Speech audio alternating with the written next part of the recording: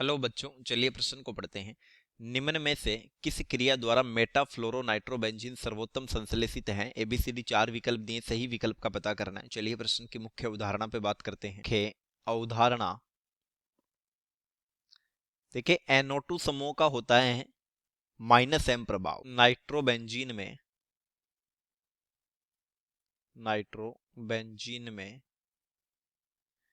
NO2 का -M प्रभाव होता है।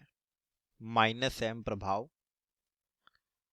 होता है, अतः यह इलेक्ट्रॉन्स नहीं को मेटा स्थिति पर निर्देशित करता है। मेटा स्थिति पर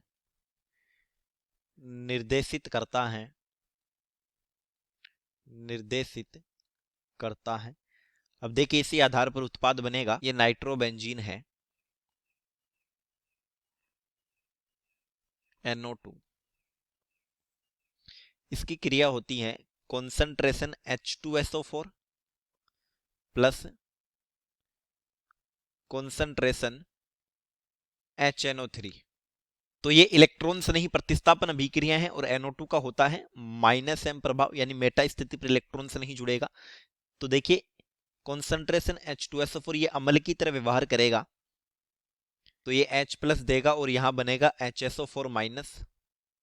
और कॉन्सेंट्रेशन HNO3 ये क्षार की तरह व्यवहार करता है और ये OH- देगा और यहां बन जाएगा NO2+।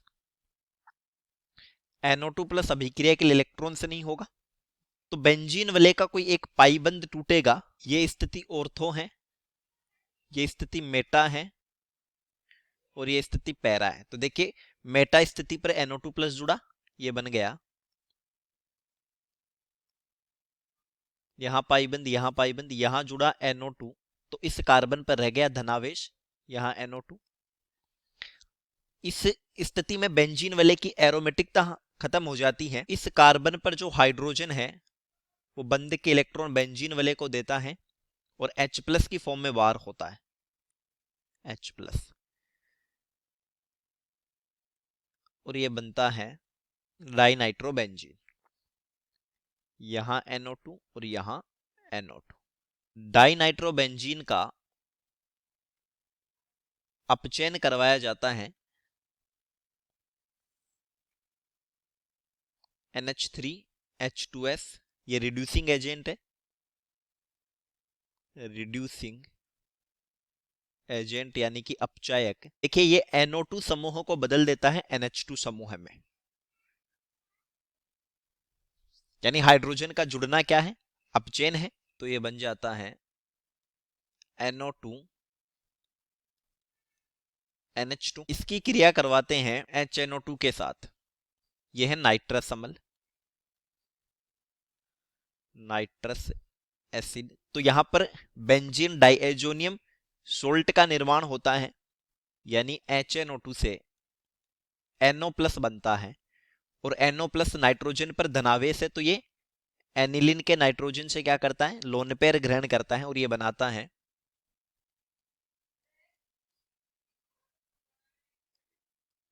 NO2 NH N द्विबंध। Nitrogen पर आ गया धनावेश। धनावेशित नाइट्रोजन की विद्युत ऋणता और अधिक बढ़ जाती है, तो बंध के इलेक्ट्रॉन नाइट्रोजन पे आते हैं और यहां से -H+ हो जाता है, H+ बाहर निकलता है। इस अभिक्रिया में अगर टेम्परेचर 0 डिग्री सेल्सियस से 5 डिग्री सेल्सियस तक रहे तो बेंजीन डाइएजोनियम सोल्ट बनता है।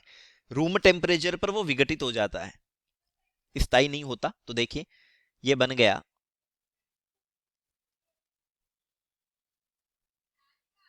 NO2 NH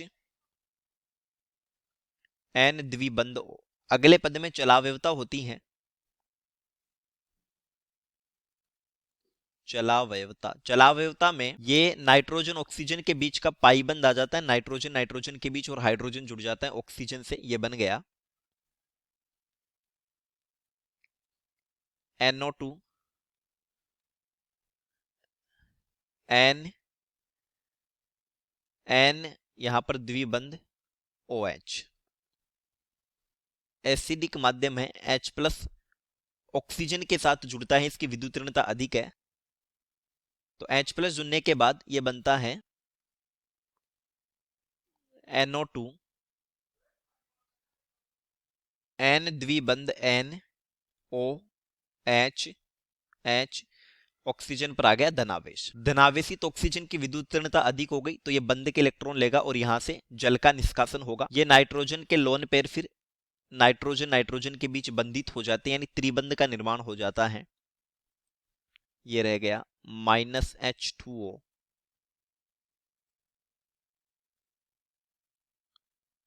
NO2, N त्रिबंध N, nitrogen पर आ गया धनावेश।